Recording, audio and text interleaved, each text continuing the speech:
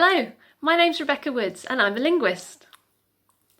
I look at how people, especially children, learn language. I'm especially interested in how children learn syntax, the hidden rules that help us to put our words together.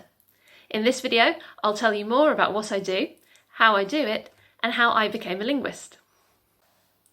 At school, I studied languages and performing arts.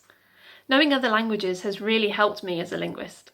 Learning French and German helped me become good at pattern spotting those underlying rules and how they were different from the rules of English, my first language. For example, English words and French words might look very similar, but the syntax is very different. English syntax is more like German syntax, because English and German are very closely related. By speaking more than one language, I learned about similarities and differences across languages. And as for performing arts? But soft! What light through yonder window breaks? We'll come back to that. Linguists spend a lot of time observing people and listening to them speak. We look for patterns in their language, collect information, develop ideas about why they speak the way they do, and test those ideas. It's the perfect job for me because I love watching and talking to people. I also like to look for similarities in what people do, because these similarities can help us better understand what humans in general do. Lots of animals communicate with each other, but only humans use a system as complicated as language.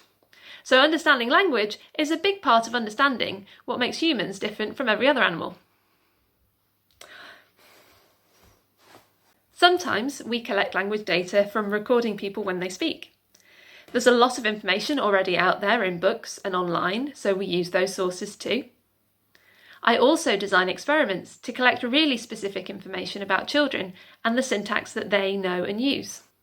Because I work with young children, from babies to 7-year-olds, we have to think carefully about how to make our experiments interesting so that we collect good data. We write stories, make up games, and play with puppets to help us ask questions about language without using confusing and complicated jargon that no one understands. I told you performing arts would come in handy. Once we have our data, we need to check that the patterns we've spotted are really there and that they're not just there on the surface. Maths and computer science weren't my main subjects at school, but I'm glad I paid attention. I learned a lot more about both of them at university, and they helped me to make sense of my data and check that I haven't misunderstood it. So that's how I became a linguist. But right now, things are a little bit tricky as we're all social distancing and we can't run our experiments in schools, nurseries and at the Centre for Life in person. It means that we need to come up with new ways to study language, how children use it and what they know about it.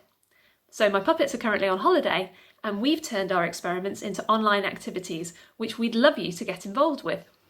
If you are, or you have, a child aged between 3 to 6 years old and you'd like to help us find out more about child language development, here's what you can do.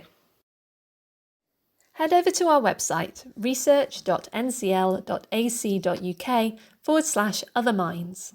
There you'll find all the information you need to become an experimenter. The experiment itself involves reading stories and answering questions about those stories. You can read the stories online or download them to enjoy offline. Then you just need to put your answers into our online questionnaire.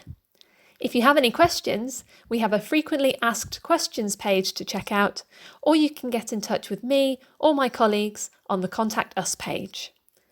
When you're finished sending in your answers, you can download a certificate to celebrate your role as a citizen linguist. We'd be really grateful if you could help us learn more about child language development and to carry on our work even though all of our lives have changed a lot recently.